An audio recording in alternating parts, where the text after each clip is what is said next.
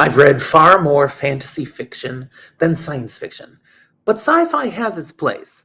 Some of my favorite SFF reads have been science fiction, but here's my top 10 sci-fi reads of all time so far.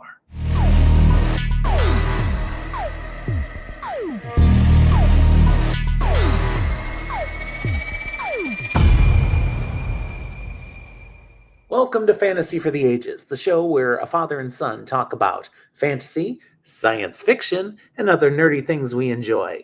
Today, a Just Jim episode. I'm here, the father of this show, coming at you with a quick take episode. Just a little old thing where I'm talking about my top 10 science fiction books and series of all time so far. If you enjoy this, don't forget to let us know by hitting that like button and subscribe if you have not done so. We'd love to have you with us for all the content Zach and I are bringing out here on this channel. I'm on location here today. I'm actually out in Dallas, Texas. I'm attending a conference, but I still want to bring some fresh content to you here today. So here we go. My setup's a little different. Hotel room in the background, little camera on my new MacBook Pro, which is a sweet camera, so that should be fine. Microphone, it's also just through the computer, so I don't know what the quality will be, but I'm sure you'll be able to hear me. So I've shared that I've read my share of science fiction. There's also a ton of great books out there in the sci-fi realm that I have not touched, that are sitting on my TBR, and therefore cannot be on this list, because I'm being authentic. I'm only including the ones that I've actually read so far.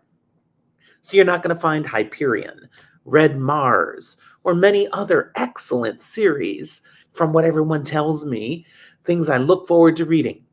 Nope, just from what I've read so far.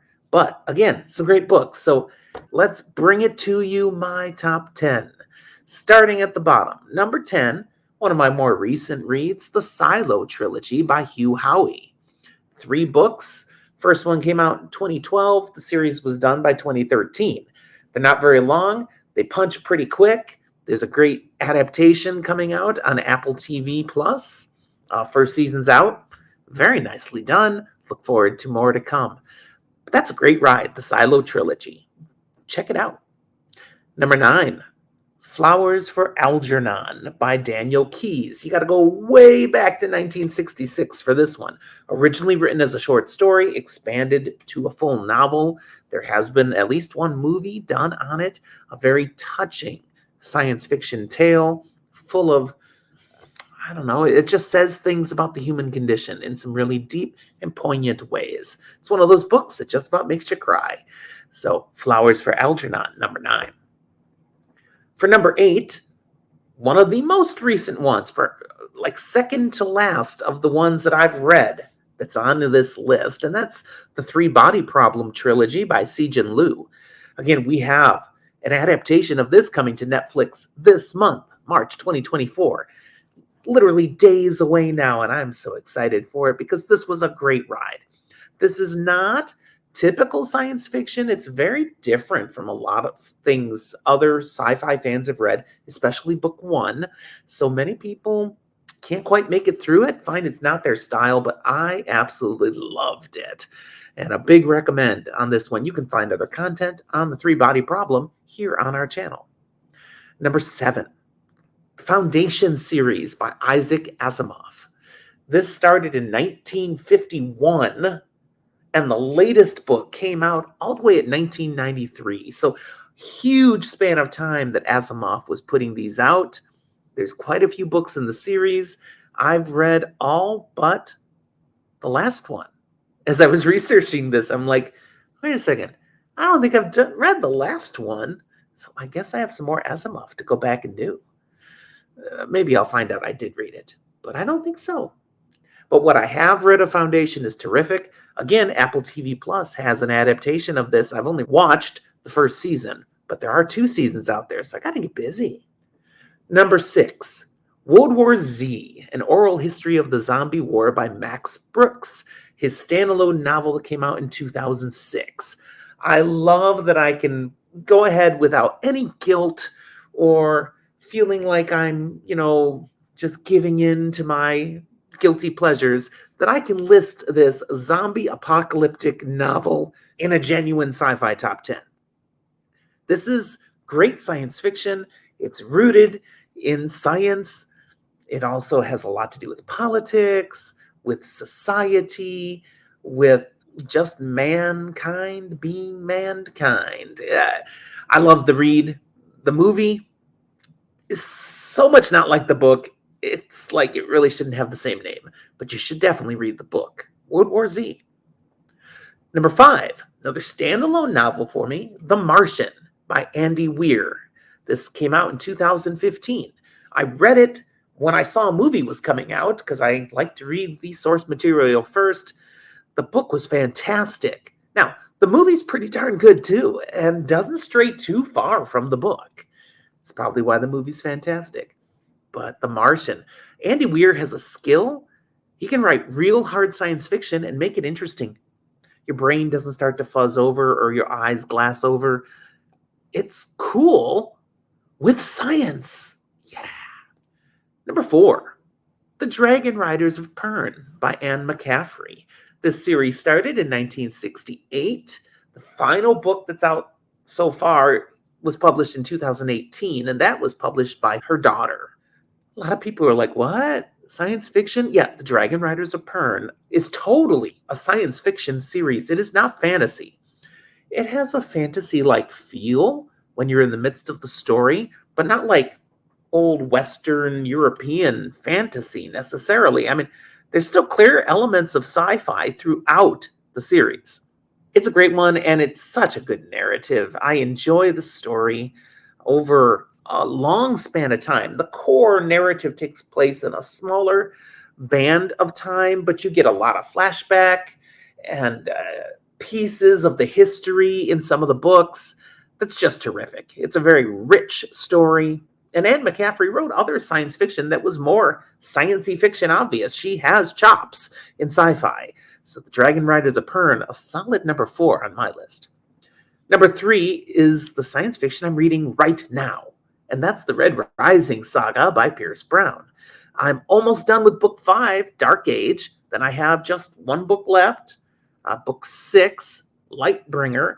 And then I have to wait for the final book of the series, book 7, which I understood was going to come out hopefully sometime here in 2024. But according to the author now, that's going to be a little later, maybe end of 2025, maybe not even till 2026.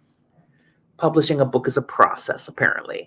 But these books have just been so good, I'm willing to wait a little bit because that finish is going to undoubtedly be awesome. So Red Rising, Pierce Brown. Number 2, The Expanse by James S.A. Corey. This started in 2011. The final novella came out in 2022. There are 9 core novels and a bunch of short stories and novellas. It was a fantastic ride. I started reading book 1 right after book 9. The official conclusion of the main narrative came out. So I was able to just push on all the way through. By the time I got to the end, that final novella was also out. So I enjoyed every bit of it. It's a fantastic ride. A great adaptation on Prime Video is available on The Expanse, covering the first 6 books. It doesn't go all the way to the end, which is a crime, and Prime Video should really fix that. But there you go, The Expanse, James S.A. Corey, number 2. So what's number 1? If you guys know me, you know what I've saved. You know what is my number 1 sci-fi. Nothing has knocked it off its pedestal. And that's Dune, the Dune saga by Frank Herbert, 6 books, which lays the foundation for everything, and then is finished, extended with many more books by Brian Herbert, Frank's son, in cooperation and collaboration with established author Kevin J. Anderson. These books are so good. The Dune universe is amazing. Again, science fiction with many fantasy elements built in, but it doesn't ever stray too far from science fiction. It's just that it's not often hard sci-fi. There's a lot of space opera element built into it. It's a very wide genre sci-fi here with Dune. It's also mind-blowingly good. Some people find they just can't get into it. It's too dense. It's too slow at times. their loss. Because if you can really get through these books, I mean, it's not hard to read them. It's just a certain style. And I loved them so much. So Dune, my solid number one. I have an honorable mention to throw out here because it's not entirely sci-fi, but it definitely has a strong element to it.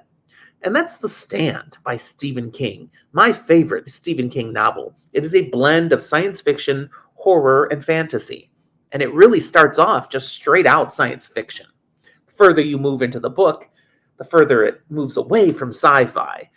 But the whole first half of the book really has deep, pronounced elements of science fiction. It's a great story. I recommend, if you've never picked up The Stand, even if you don't like Stephen King, you should try this novel. It's amazing. It's also really long, so prepare yourself for quite the journey. All right, that's what I have. Do you have things that you'd say should be in anyone's top 10 of science fiction that I haven't put here? Because, of course, I haven't read it probably. Let me know. Put it down in the comments. I'm always looking for more things to add to my massive TBR list. Much of what's already there is through recommendations that have come from you, our viewers. Thanks for watching. We'll talk to you next time.